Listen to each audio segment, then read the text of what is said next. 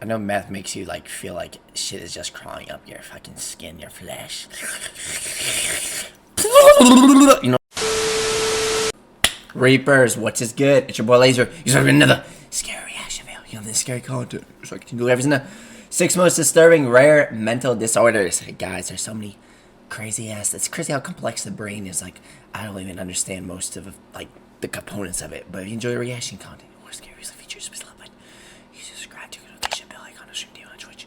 Check out music, psycho, and SoundCloud. Let's have straight in this video. Dissociative fugue. Dissociative fugue is a rare condition where a person forgets everything about themselves and their identity. However, what separates a fugue state from something like amnesia is that the person suffering from this condition is not confused or scared by the sudden memory loss.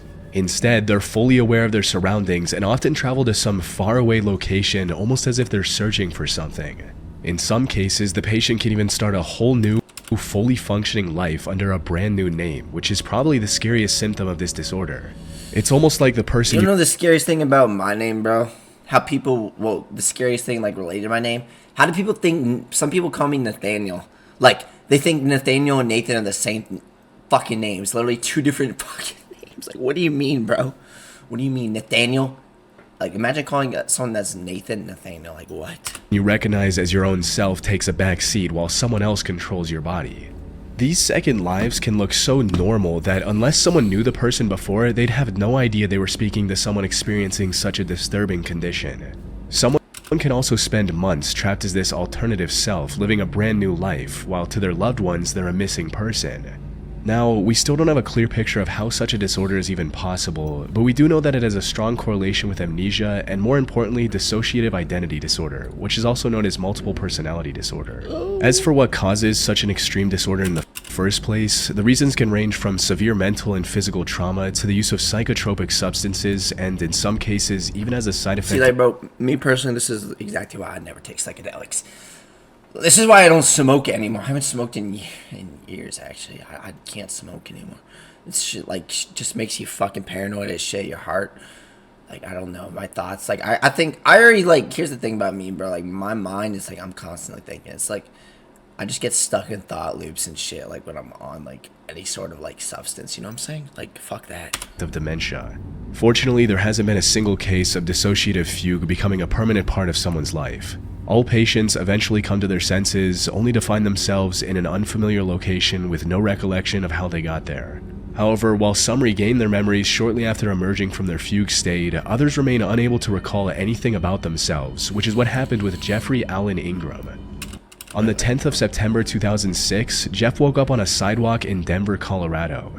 Now, of course, waking up on the sidewalk would be distressing enough on its own, but Jeff had to face an even harsher reality. He had no memory of who he was and how he got there. It was early in the morning.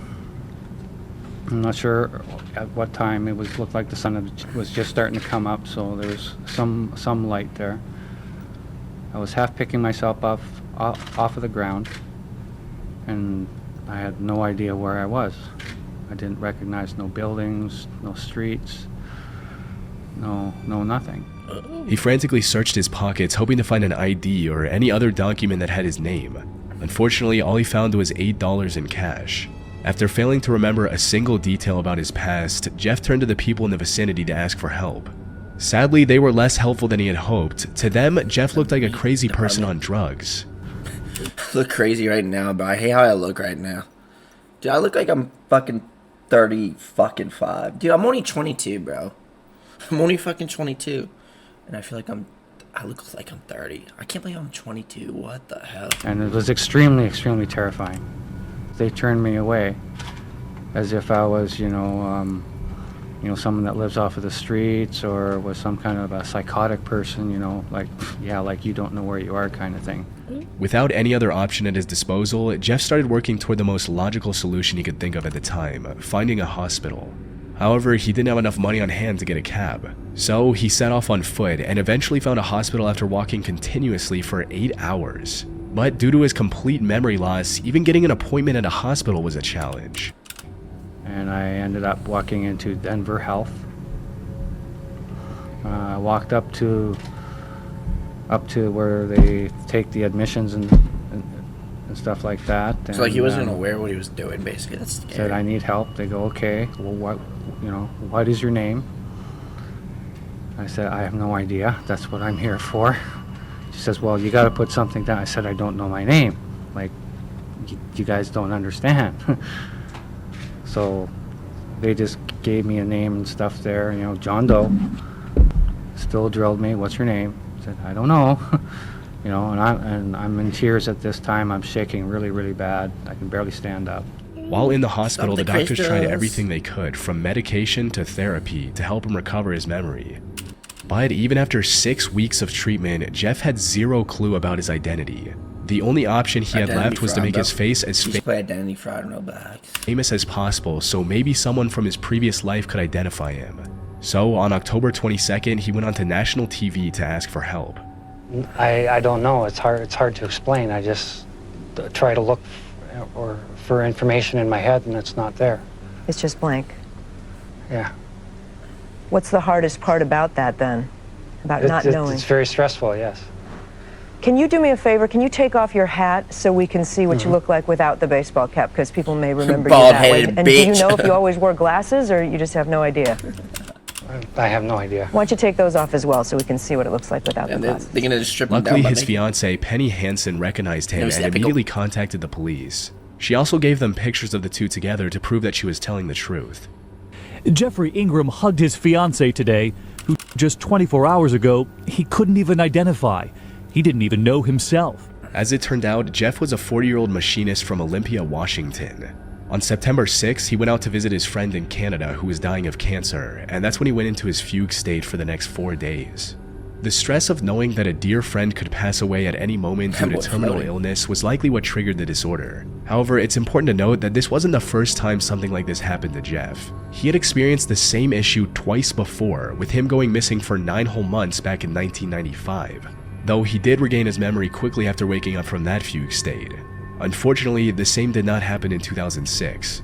As romantic as it would have been, he didn't regain his memory after seeing his fiancée after nearly 2 months. And it took years for him to readjust into his old life. In order to prevent such confusion in the future, Ingram ordered GPS shoes and had his identity information. You see these videos of like, I remember seeing this one video of like a fucking Jordan shoe. Like, it was like covered in like, it looked just like this. It was like, it was completely dirty. They like did like a satisfying clean of it. It was like one of those fucking satisfying like videos. I don't know. And I think the funniest thing about it was like there was just a massive fucking cockroach that just came out of like the fucking shoe hole. Like it just crawled out. There's like literally a video. I think if you look, I don't know if it was a Jordan shoe. I can't remember. It was like some shoe cleaning video, and there was like a huge ass cockroach that just decided to come out of the anal hole. Tattooed on him. He also started wearing a zip disc with medical information around his neck. The most unsettling part of the incident, however, was that he remembered having 2 children who died in a car accident. And what came out of that? Any clues? A few clues that I might have worked in New York or in the New York area. That I did have a family. That you did have a family? A wife and 2 kids, and they were all killed in a car crash somewhere by a drunk driver. Maybe in the New York area, we're not sure. But according to Penny, Jeff never had any children before. As to why he remembered something so traumatizing even though it wasn't true, we'll never know for sure. No. Have you ever noticed how difficult it is to find and cancel active subscriptions? Signing up for them always seems to be the easiest thing in the world, yet canceling them is most often close to impossible. Don't care. That's why I've partnered with Rocket Money, the sponsor of this video. Rocket/chilling scares to get started for free. I always skip the sponsors, bro. I usually just cut it out in my Alien video, hand syndrome. Alien hand syndrome is exactly what it sounds like. A person loses control over one of their hands, usually the left. This quote, like, just the idea of like losing control of like your own body just terrifies me. It kind of gives me vibes of like fucking Parkinson's or whatever the fuck you call it. You know, that disease that like shuts down your nerves and shit. Like you can't, like you're basically a slave in your own body. That's horrifying, dude. I'm like so healthy now. Like I watch what I eat. Like I'm just very careful. You know, I still have sugar every once in a while. You know, I mean, like I'll drink hot chocolate and frappes. Like that's about it. But like I don't drink soda anymore. I haven't drank soda in a fat minute. I swear, once you quit soda, bro, you don't go back. I'm so glad I quit that shit, man. You guys gotta stop drinking that shit. That's the type of shit you put down your fucking bodies. Like, calm down. Alien hand moves on its own, often in unpredictable and creepy ways, making the patients believe that the hand attached to their body is not theirs. What makes this condition even more unsettling. You guys ever just see your hand just uncontrollably jack off? Is how the alien hand can directly contradict the other. Imagine flipping on a light switch only for your rogue hand to immediately switch it back off. It can also be violent towards the patient, with some reports of the affected hand trying to choke the patient, which is a truly disturbing thing to experience. And while we don't fully know why something like this occurs, we do know that it's more common in people who have undergone split brain surgery in the past. For those who don't know, our brain consists of two hemispheres that are connected in the middle with a bridge of nerves. Left hemisphere, right hemisphere. Dude, the brain is so complex, man. It's crazy. Like, the brain, it's just crazy how, like, it's just insane, you know? Our motor functions are also split between the two halves. The left brain controls our right side, while the right brain controls the left. More importantly, the left hemisphere governs our ability to speak. It's where our language centers are housed, the part of us that can articulate thoughts. In a sense, it's the voice of who we are. However, during a split brain surgery, the corpus callosum, which is the bridge that connects the two hemispheres, is cut to treat severe drug-resistant epilepsy. And as the theory goes, split brain surgery removes the right brain's ability to communicate its intentions with the left brain, which, as we discussed, controls speech. In silence, the right brain remains conscious, aware, and functioning, but with no voice to express itself. And since it doesn't have a way to vocalize its intentions, the right brain often resorts to moving the hand under its control. A real-life example of this is Karen Byrne in New Jersey. She had the split brain surgery when she was 27 years old to treat epilepsy, and it was a success. That is, until her left hand started moving on its own. In an interview, Karen explained the first time this happened during a doctor's visit. Quote, "Dr. O'Connor said, 'Karen, what are you doing? Your hand's undressing you.' Until he said that, I had no idea that my left hand was opening up the buttons on my shirt. So I start rebuttoning with the right hand, and as soon as I stopped, the left hand started unbuttoning them. So he put an I'm my pants.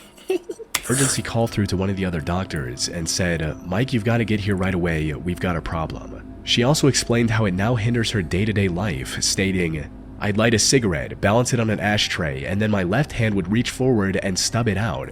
It would take things out of my handbag and I wouldn't realize, so I would walk away. I lost a lot of things before I realized what was going on.' Worst of all, the left hand sometimes lashed out against Karen and started attacking her out of the blue. Ultimately, if the split brain theory is true, it brings up some unnerving questions about who we are. But as creepy as some of the implications are, I doubt we'll get concrete answers anytime soon, since this disorder is so rare that it's hard to study. Plus, our brain is way too complex to fully understand with our current medical technology. Weird, bro. Spooky. Cotard syndrome. Cotard syndrome, also known as Cotard delusion or walking corpse syndrome, is a rare mental disorder where a person believes that they're dead, don't exist, or have somehow lost their internal organs or blood. So, like, see, like, just the idea of, like, losing, like, your mind or, like, your understanding on something, like, fuck that. It kind of gives me, like, that deer virus vibes, but, like, for humans. I know that people were saying that shit could, like, spread. Well, I think it did spread to one human. Did it? I don't know. I remember there was, like, that whole zombie deer thing. Did I say deer human? Zombie deer situation where, like, basically, like, the zombie's, like, brain would, like, slowly decompose, like, due to, like, I think it was, like, a parasite or bacteria in it. And, like, the deer would basically be half, like, they would just be walking around clueless. It's fucked, but, like, there was, like, I remember when people said that would start, like, the zombie apocalypse and shit, but I was like, what the fuck are you talking about? It was discovered by Jules Cotard, a French neurologist who first described this condition in 1880. He described this disorder as a previously unrecognized form of depression, noting that those affected exhibited many traits commonly seen in individuals with severe depression. They would stop taking care of themselves, become emotionless, and drive zero enjoyment out of activities they used to enjoy before. But later studies confirmed that the walking corpse syndrome wasn't a disorder on its own. Instead, it was the result of extreme depression and anxiety leading to psychosis and schizophrenia. Near-death experiences can also have a similar effect, where someone regains consciousness after getting very close to death or even dying for a few minutes before getting resuscitated by doctors. Something like this happened to Army veteran Warren McKinley, who got in a horrible motorcycle accident. And while he survived the accident, the resulting stress and head trauma in his frontal lobe caused him to develop the walking corpse syndrome. Fuck that. What I felt was, what's this the is point? why I'm so... And that's how you felt emotionally. What's the point? What's the point? Why I was at Headley Court and they were basically like brain damage almost. trying to help me, and I would rather be dead than suffer brain damage. Like I've seen not videos, like just like situations, like like news articles, all that shit. Like people like, fuck that, bro. Hell no. To rehab you. Rehab. Yeah. And I was just. You felt like a ghost, didn't you? What's the point? Like a ghost, dead man walking. Yeah. More modern examinations have also discovered a strong correlation between Cotard's syndrome and damage to parts of the brain responsible for That's why I'm so careful, bro. That's why I care about myself, you know what I'm saying? recognizing faces. So, when an already anxious person sees themselves in a mirror, they can't recognize themselves and reach the delusional conclusion that they must be dead. Researchers also mapped out the 3 key stages of Cotard's syndrome. And the scary thing is, it starts off as practically indistinguishable from regular depression in what's known as the germination stage. During this stage, the patients experience symptoms like insomnia, loneliness, and the loss of interest in both their home and work life. The next stage is known as the blooming stage. This is where the symptoms quickly mold into something that can be recognized as Cotard syndrome. During this stage, patients often claim that they have missing or rotting body parts, that they're already dead, or in some severe cases, that they don't exist anymore. The final and the most terrifying stage of Cotard syndrome is called the chronic stage. At this point, the delusions of death become ingrained in the patient's mind, leading them to refusing any and all help from others and denying their reality. Once a person reaches this stage, it becomes extremely difficult to rehabilitate them, since in their mind, what's the point? They're already dead. And while there are some exceptions, most patients at this stage end up in one of 2 distinct camps. For about 55% of the patients, the main symptom of Cotard syndrome is a delusion of immortality. They believe that they've lost vital organs. However, they're also still mindful enough to notice that their body is still moving. Under normal circumstances, they'd see the proof of their body working fine and come to the rational conclusion that they still have every vital organ. Unfortunately, the psychosis caused by Cotard syndrome leads them to a very destructive realization that they're functionally immortal. This was exactly the case for the 43-year-old woman whose condition led to Jules Cotard discovering the syndrome, someone he referred to as Mademoiselle X. In his case report, Jules described Mademoiselle X's condition in detail, stating, Mademoiselle X affirms she has no brain, no nerves, no chest, no stomach, no intestines. There's only skin and bones of a decomposing body. She has no soul. God does not exist, neither the devil. God does exist. Stop it. Stop it. God does exist. You guys better be worshiping God every day. God does exist. You ever just do this? God does exist. God does exist. You just chant it over and over. God, I love you. God, I love you. Saying, go fuck yourself down there. You know what I'm saying? She's nothing more than a decomposing body and has no need to eat for a living. She cannot die a natural death. She exists eternally if she's not burned. The fire will be the only solution for her. Unfortunately, Jules didn't have any way to treat this woman at the time. She later passed away from starvation after refusing to eat anything. And while the people suffering from this form of Cotard's might find some solace in the delusion that they can't die, the second group's life becomes an unending nightmare. The most disturbing case of this I came across involved a 65-year-old retired teacher referred to as Mr. B in the case report to protect his privacy. Let's call him Brian for simplicity's sake. Sometime in early 2010, Brian started experiencing a multitude of negative symptoms, including sadness, poor socialization, anxiety, decreased sleep and appetite, ideas of worthlessness, and guilt. However, it wasn't long before these symptoms developed further with delusions of catastrophe, nihilism, and persecution. He also began feeling like he had lost every asset and had become extremely poor as a result. But things were about to get a whole lot worse. Because soon after, Brian started saying that his organs weren't working anymore. It's crazy how like our organs are just gassy. Scary. Brain had stopped functioning and his house had developed cracks and was going to fall down. This feeling of nihilism became so unbearable that Brian tried to end his life. Fortunately, his attempt was unsuccessful and he was admitted to a hospital. Family members also found a final note in his room. I want a typewriter so bad. Which revealed that he wanted to end himself because he feared he might spread a deadly infection to the people in his village. Man. Even after being admitted to the hospital, Brian attempted to end everything 2 more times before becoming fully convinced that he was already dead and refusing to eat. The only silver lining in this case is that doctors were able to diagnose his condition as Cotard syndrome on time and treat him accordingly. This was a significant development, especially when you consider that unlike 140 years ago when Jules Cotard first discovered the syndrome, treatment options were virtually non-existent. And while Cotard syndrome is not officially recognized as a mental illness in official manuals like the DSM-5 and the ICD-10 by the World Health Organization, I came across several studies that suggest treating this syndrome is possible. And not only possible, but increasingly effective today with methods like electroconvulsive treatment and psychiatric medication. And with advances in brain imaging technology, we can hopefully gain a deeper understanding of the causes of Cotard syndrome and find ways to prevent it completely. Weird. 𝐭𝐽 syndrome. 𝐭𝐽 syndrome, also known as delusional parasitosis, is a mental health condition where the patients believe that they're infested or infected by some kind of... This is like meth vibes, basically. Like, I know meth makes you like feel like shit is just crawling up your fucking skin, your flesh. You know what I'm saying? Insects or parasites. These can include things like worms, mites, bacteria, and even mice. There's something so goofy about just seeing people with like fucking thermal vision on them. Some extreme cases. It's a type of delusional disorder where the person suffering from the ailment is convinced that they have these pests crawling under their skin.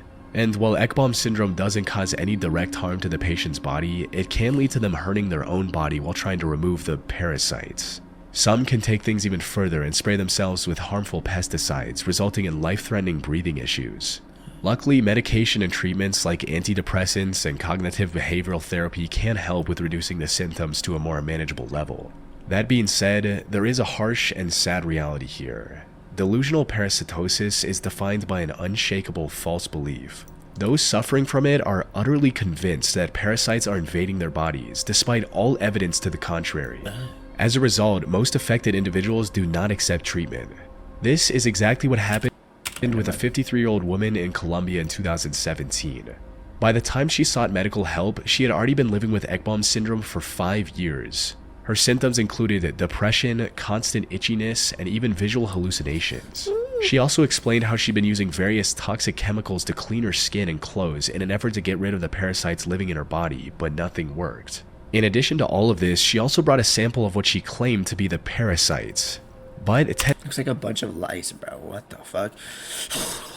Testing these specimens showed that they were nothing more than dried skin, likely some that she peeled off. And when the results of blood tests came clear as well, the physician tried to explain to her that this was a mental disorder and recommended a psychiatric evaluation. Yeah, bro, whenever I think I'm crazy, just remember people like this have like these kind of disorders, bro.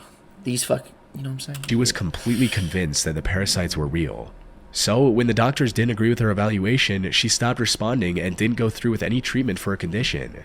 Hopefully, that woman received the medical attention she needed. And dude, anyone that's had like fucking acne on their back knows this is like the worst thing ever, bro.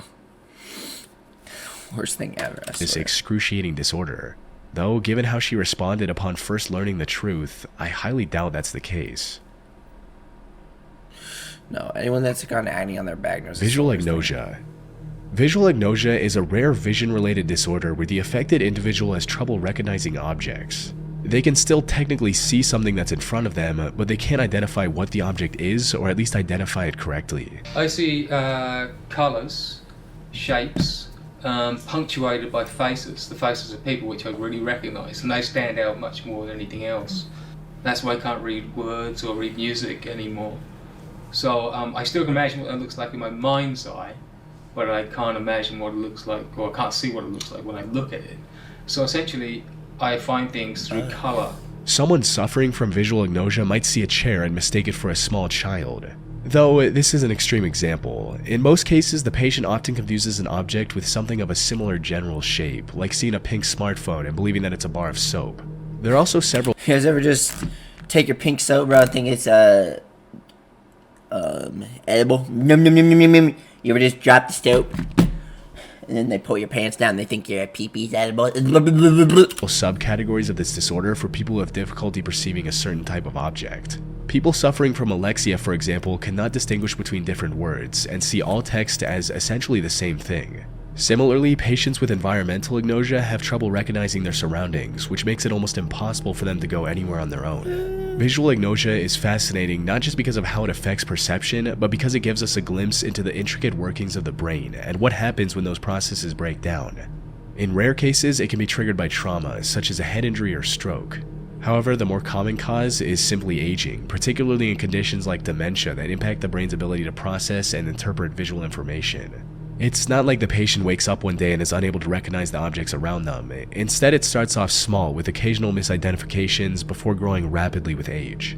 And this is precisely what happens to the most popular case of visual agnosia, which was documented by the neurologist Oliver Sacks in his book titled The Man Who Mistook His Wife for a Hat? Took His Wife for a Hat.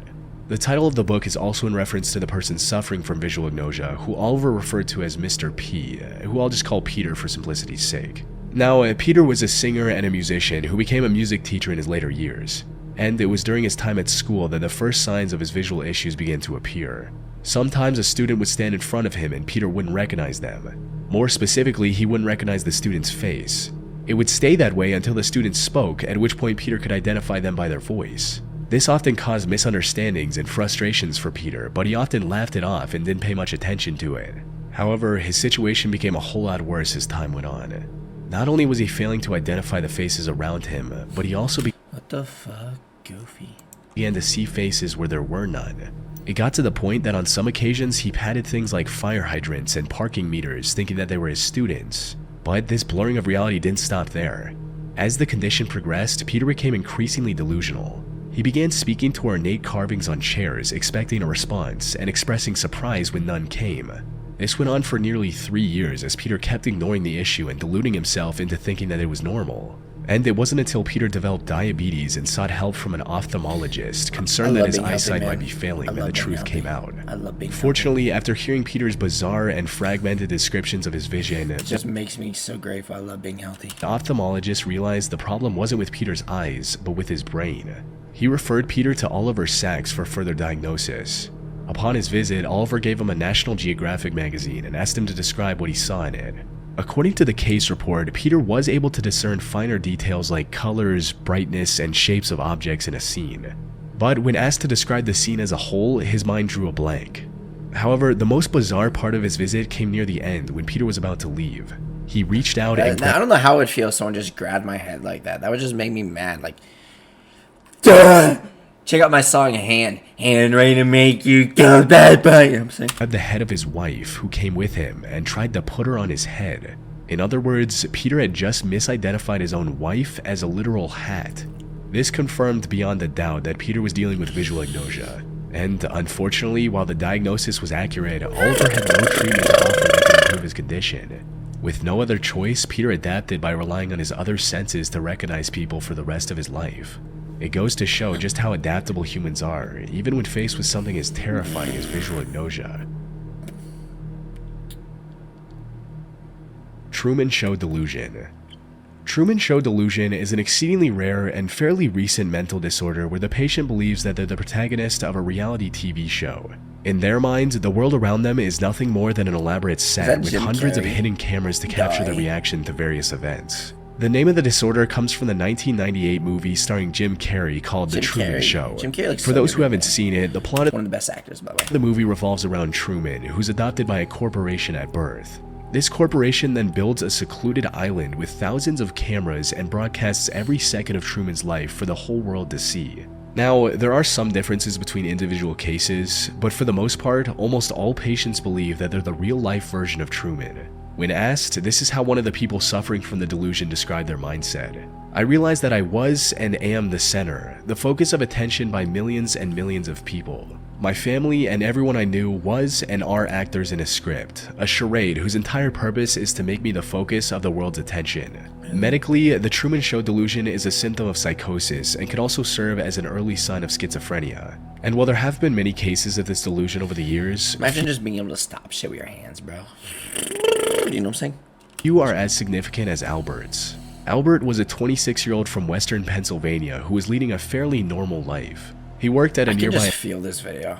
And when it's like, bro, this is like the best thing ever, bro. Just driving like during day, bro, like near like a bunch of trees like this, man. Cool shit. Assembly plant and lived with his parents. But one day in 2002, he decided to travel to New York and tried to enter the United Nations building. When a guard stopped him from going any further, he punched the guard and was later taken to the Bellevue Psychiatric Hospital. And that's where Joel Gold, who is a psychiatrist, and Ian Gold, who worked as a neurophilosopher, discovered the truth about Albert's condition. As it turns out, Albert believed that he was the main character of his very own TV show, and everyone around him, including his parents, were nothing more than actors. He also revealed that the showrunners were watching his every move through tiny wireless cameras that were implanted in his like paranoid, basically. Kind of like most people nowadays. Kind of like me. Eyes.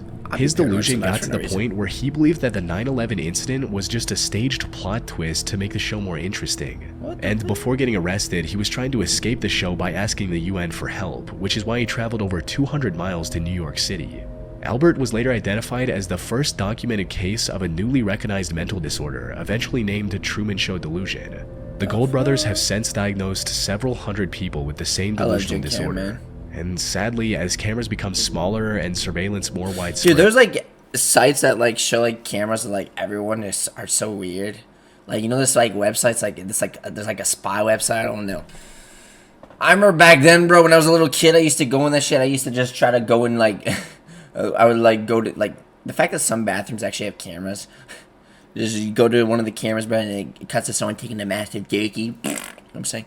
It's hard to imagine the frequency of these cases decreasing anytime soon. Damn, it's crazy. Well, guys, this video, hope you enjoyed it. Which one of those rare mental disorders was most scary to enjoy? Content, more scary features. See you next one. Peace.